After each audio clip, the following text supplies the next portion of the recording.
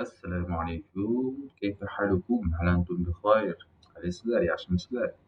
Xo'sh, bugun ham bir-ikki so'zlarni o'rgansak. Kayfa halukum? Qalaysizlar degani. Kayfa haluka? Qalaysiz degani. Bitta inson, ya'ni qalaysan. Kayfa haluka? Kayfa halukum? Ko'pchilikga qalaysizlar. Endi mana bugungi harfimiz mim harfi ekan.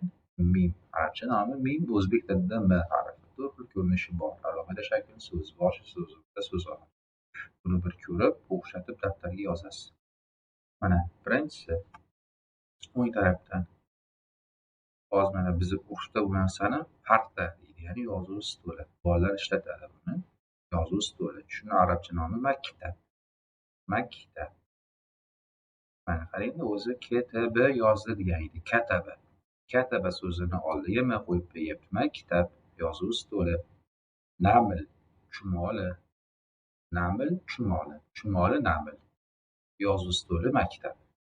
O'zbek tilidan arab tiliga, arab tilidan o'zbek tiliga ham tarjima qilish kerak. Bo'lsam bir tarafdan o'qib qolasiz. Mana inson shoh, podshoh, qirol. Shuni arab tilida malik.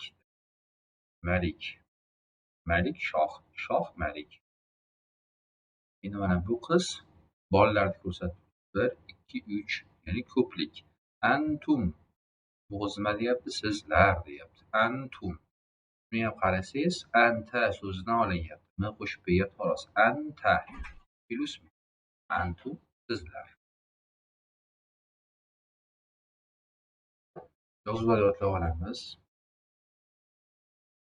Lug'atlarni yodlab olamiz. Maktab yozuv stoli, malik shoh, naml chumoli, antum sizlar, malikim, akada yedi.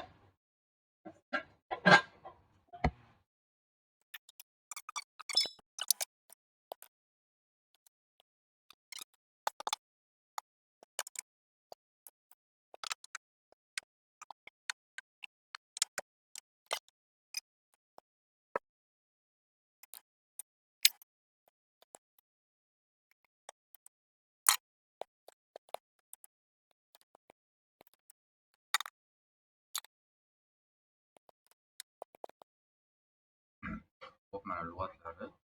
Maktab yozuv stoli, malik shoh, akada 7, antum sizlar, naml chumoli, man kim? Man malik, kim shoh? Javobda yozsa bo'ladi. Men shoh, sen shoh. Shuni gapirish kerak. Man anta. Kimsan? O'z ismingizni qo'yasiz. Ana fulan fulan. Ana Ahmad, ana Muhammad. Man antum, kimsizlar? Man antum, kimsizlar? Nahnu deysizlar, kimligingizni qo'yib yuborasiz. Nahnu fulan fulan. Biz falonchilar. Biz falon millatmiz. Misol uchun ular turklar bo'lsa, yo bo'lmasa misrliklar bo'ladigan bo'lsa, nahnu misriyun. Misr. Nahnu uzbekiyun. Mumkin. Au nahnu uzabik.